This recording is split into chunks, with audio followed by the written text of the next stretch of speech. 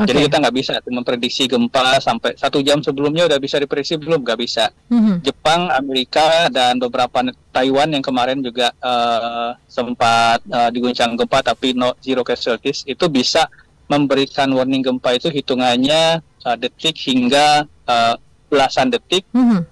sampai 20-an detik.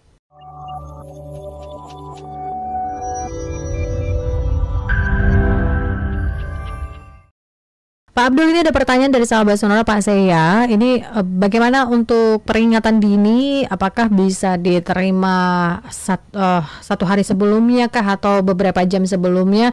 Dan ini terkait bukan hanya soal perhatian atau peringatan soal cuaca ekstrim, tapi bagaimana dengan gempa ini Pak Abdul? Apakah sudah ada sistem peringatan dini yang jauh sebelumnya begitu? Kalau untuk gempa sampai saat ini belum ada sistem peringatan dini yang bisa memapping atau memberitahu kepada masyarakat akan terjadi gempa di mana, besarnya berapa, lebih dari hitungan hingga puluhan detik. Jadi kita nggak bisa memprediksi gempa sampai 1 jam sebelumnya udah bisa diprediksi belum, nggak bisa.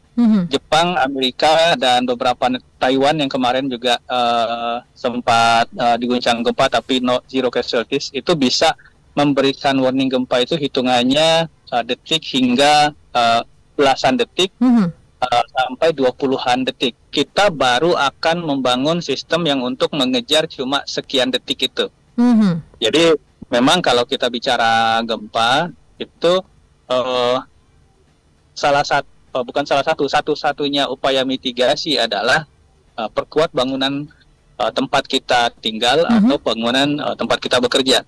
Karena kalau untuk kontekstual gempa itu bukan gempanya yang membunuh, tapi rumah yang tidak tahan gempa atau bangunan yang tidak tahan gempa, jembatan yang tidak tahan gempa yang membunuh. Jadi kalau misalkan kita bicara gempa, maka upaya mitigasi struktural yang paling utama dan satu-satunya yang bisa kita lakukan adalah pastikan bahwa rumah kita tahan gempa, pastikan bahwa gedung-gedung kita tahan gempa, pastikan bahwa fasilitas umum, fasilitas publik, infrastruktur kita tahan gempa. Oke. Nah, apakah gempa, karena kan kalau bisa dibilang Indonesia luas banget nih Pak Abdul. Tadi selain cuaca ekstrim, selain bahaya atau bencana banjir dan longsor, apalagi yang sudah dipetakan oleh BNPB atau yang perlu diwaspadai oleh masyarakat Indonesia khususnya Pak Abdul? Yang perlu diwaspadai adalah paling utama itu sebenarnya bencana hidrometeorologi ya, karena ini yang paling sering dan paling tinggi frekuensinya di Indonesia.